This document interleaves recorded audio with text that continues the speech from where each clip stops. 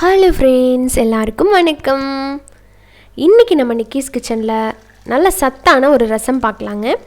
பொதுவாக ரசம் அப்படின்னாலே உடம்புக்கு ரொம்ப நல்லது, செரிமானத்துக்கு ரொம்பவுமே நல்லது. இன்றைக்கி நம்ம வைக்க போகிற இந்த ரசம் பார்த்திங்கன்னா நெஞ்சு சளி, அப்புறமா வயிற்று புண்ணு, குடல் புண்ணு இது எல்லாத்தையுமே நல்லா ஆற்றி கொடுக்கும்.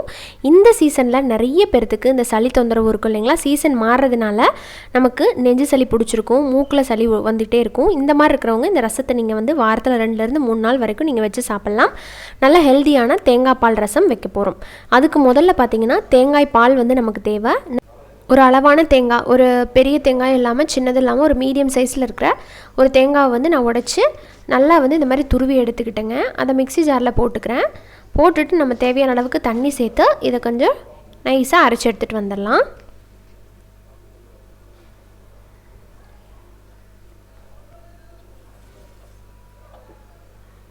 அரைச்சி எடுத்துகிட்டு வந்துட்டு நம்ம ஃபஸ்ட்டு பாலை தனியாக எடுத்து வச்சுக்கணும். ஃபஸ்ட்டு பால் கெட்டியாக இருக்கும். அதை நம்ம சூடான குழம்புலையோ இல்லை ரசத்துலேயோ ஊற்றிட்டோம் அப்படின்னா திரிஞ்சு போயிடும் இல்லைங்களா. அதனால இந்த ஃபஸ்ட்டு கெட்டியான பாலை மட்டும் தனியாக எடுத்து வச்சுக்கிறோம். ஒரு டைம் பெரிய சல்லடையில் போட்டு நல்லா வடித்ததுக்கப்புறமா அகெயின் மறுபடியும் சின்ன சல்லடையில் போட்டு வடிக்கணும். ஏன் அப்படின்னா அந்த தேங்காயோட அந்த திப்பி திப்பியாக இருக்கிறதுக்கு வாய்ப்பு இருக்குது. அதனால் குழம்பு மாதிரி போயிடும் உங்களுக்கு ரசம்.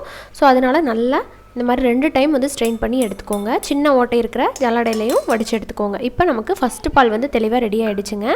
அடுத்ததாக இருக்கிற அந்த தேங்காயில் திரும்ப தண்ணி சேர்த்து அரைச்சி 2வது தேங்காய் பால் நீங்கள் எடுத்துக்கோங்க. 2-3ங்கிறது உங்களுக்கு எந்த அளவுக்கு நீங்கள் ரசம் வைக்கிறதுக்கு தண்ணி கலப்பீங்களோ அந்த அளவுக்கு நீங்கள் இந்த தேங்காயை அரைச்சி இதுலேயே பால் எடுத்து பிழிஞ்சு எடுத்து வச்சுக்கோங்க.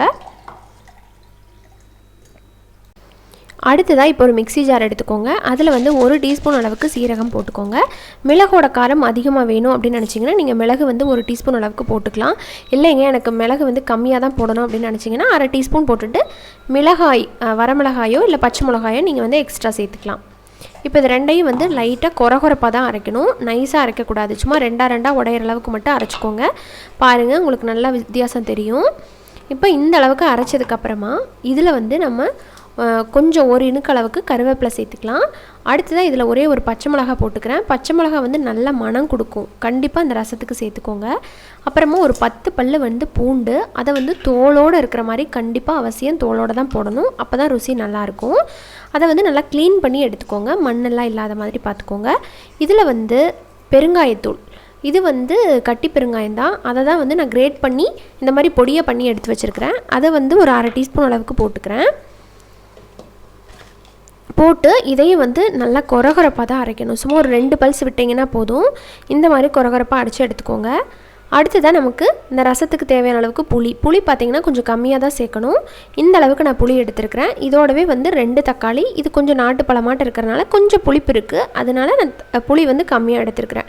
எனக்கு புளிப்பாக தாங்க பிடிக்கும் அப்படின்னு நினச்சிங்கன்னா இன்னும் கொஞ்சம் புளியோட அளவு நீங்கள் அதிகமாக பண்ணிக்கலாம், அது உங்களோட விருப்பம்தான். இப்போது அந்த மேல் பக்கம் இருக்கிற தக்காளியோட அந்த இதாட்டு இருக்கிறத மட்டும் எடுத்து போட்டுட்டு மிச்சத்தை நம்ம அப்படியே உள்ளே சேர்த்துக்கலாம். அந்த காம்பு பகுதியை மட்டும் எடுத்துருங்க, அது பிழியறதுக்கு ரொம்ப கஷ்டமாக இருக்கும். உள்ளே சேர்த்ததுக்கப்புறம் இதில் நம்ம அடுத்தடுத்த சில பொருள்லாம் ஆட் பண்ண போகிறோம். அதுக்கு முன்னாடி இந்த புளி அப்புறமா இந்த தக்காளி 2ஐயும் மட்டும் லைட்டாக கொஞ்சம் மசிச்சு விட்டுக்கலாம்.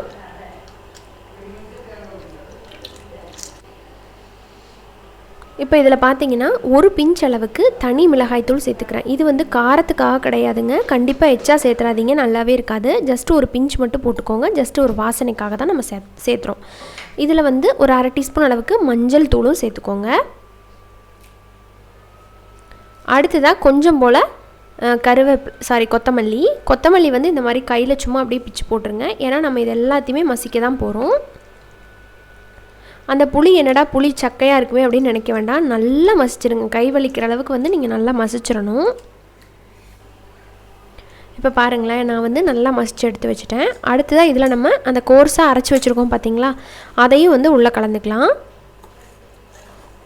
நீங்கள் நினைப்பீங்க நம்ம பச்சையாக தானே அரைச்சோம், ஸோ ஆயிலில் வதக்கி விட வேண்டாமா அப்படின்னு நினைப்பீங்க. உங்களுக்கு அப்படி வேணும்னா கூட நீங்கள் ஆயிலில் வதக்கியும் போட்டுக்கலாம். வதக்கி போடாமல் இப்படியே நீங்கள் கலந்து நல்லா அந்த பூண்டோட ஃப்ளேவர் அந்த ரசத்தில் இறங்குற மாதிரி கையில் நல்லா பிழிஞ்சு விட்டிங்கனாலும் ரசம் சூப்பராக இருக்கும். எந்த பாத்திரத்தில் ரசத்தை ஊற்ற போகிறீங்களோ அதில் சேர்த்துக்கோங்க. அப்புறமா 2வதாக எடுத்தோம் பார்த்தீங்களா அந்த தண்ணி கலந்த தேங்காய் பால், அதை இதில் சேர்த்துக்கலாங்க. தண்ணிக்கு பொதுவாக நம்ம முழுக்க தேங்காய் பால் சேர்த்துறோம், அவ்வளோதான் டிஃப்ரெண்ட், வேறு ஒன்றுமே இல்லை. சேர்த்துட்டு அகெயின் வந்து நல்லா மிக்ஸ் பண்ணி விட்டுருங்க. உங்களுக்கு அந்த திப்பியாக இருக்கிறது பிடிக்காதுன்னா நீங்கள் வேணால் எடுத்துறவும் செஞ்சுக்கலாம். அடுத்ததாக தேவையான அளவுக்கு உப்பு போட்டு அதை நல்லா மிக்ஸ் பண்ணி விட்டுக்கலாம். உங்களுக்கு மஞ்சத்தூள் கம்மியாக இருக்கிற மாதிரி தெரிஞ்சதுன்னா நீங்கள் இன்னும் கொஞ்சம் மஞ்சத்தூள் போட்டுக்கோங்க. இப்போ உப்பெல்லாம் சரியாக இருக்கான்னு செக் பண்ணிக்கோங்க. காரத்தை பார்த்துட்டு இப்போ நம்ம தாளித்து கொட்டிடலாம். இப்போ பார்த்தீங்கன்னா 1 டீஸ்பூன் அளவுக்கு ஆயில் போட்டுக்கோங்க ஒரு பாத்திரத்தில். ஆயில் சூடானதுக்கப்புறம் இதில் 1 டீஸ்பூன் அளவுக்கு கடுகு. நான் வந்து சுத்தமான செக்கில் ஆட்டின கடலை எண்ணெயில் தாங்க இதை பண்ணுறேன். நல்லெண்ணெயிலையும் சில பேர் பண்ணுவாங்க, உங்களுக்கு எந்த ஃப்ளேவர் பிடிச்சதோ நீங்கள் அதில் பண்ணிக்கலாம். அடுத்தது இதில் கொஞ்சம் கருவேப்பிலை, 2 காஞ்ச மிளகா போடுறேன். கொஞ்சம் காரம் கம்மியாக இருக்கிற மாதிரி இருக்குது. காஞ்ச மிளகா போட்டுட்டு இதெல்லாம் லைட்டாக வதங்கினதும் இதில் பாருங்கள், இந்த டைமில் 1 பிஞ்ச் அளவுக்கு அடுப்பை வந்து நல்லா ஸ்லோ பண்ணிவிட்டு 1 பிஞ்ச் வந்து பெருங்காயத்தூள் போடுறேன். பெருங்காயத்தூள் வந்து கரிஞ்சிடக்கூடாது. அந்த டைமில் நம்ம கலந்து வச்சுருக்கிற ரசத்தை உள்ளே ஊற்றிடலாம். இந்த மாதிரி பெருங்காயத்தூள் போட்டு நீங்கள் ரசத்தை ஊற்றி பண்ணி பாருங்கள், சூப்பராக இருக்கும். இப்போ ஒரு 5 நிமிஷத்துலேயே பார்த்தீங்கன்னா இந்த மாதிரி நல்லா நுரையாக வர ஆரம்பிச்சிருக்கும். இந்த டைமில் என்ன பண்ணுறீங்கன்னா ஒரு கரண்டி வச்சு அகெயின் வந்து மறுபடியும் கலந்து விடுங்க. இன்னும் ஒரு 2 நிமிஷம் போல் நம்ம வந்து அடுப்பில் இருக்கணும். இந்த ரசம் நம்ம 2வது தேங்காய் பால் சேர்த்துருக்கிறதுனால இது என்னாகும் அப்படின்னா உங்களுக்கு தெரியறதுக்கெல்லாம் சான்ஸே கிடையாது. அதே நேரத்தில் ரொம்ப நேரம் நமக்கு கொதிக்க விடணும் அப்படிங்கிற அவசியம்லாம் இல்லை. ஸோ அகெயின் வந்து லைட்டாக மறுபடியும் கொதி வர ஆரம்பிச்சிருக்கு, நுரைச்சி வர ஆரம்பிச்சிருக்கு. இந்த டைமில் நம்ம கலந்து விட்டுட்டு ஸ்டவ்வை ஆஃப் பண்ணிடுங்க. இது சரியாக இருக்கும் இந்த பக்குவம். ஸ்டவ்வை ஆஃப் பண்ணிவிட்டு நம்ம அடுத்ததாக எடுத்து வச்சுருக்கோம் பார்த்திங்களா முதல் தேங்காய் பால், கெட்டியான பால், அதை வந்து உள்ளே சேர்த்துக்கலாம்.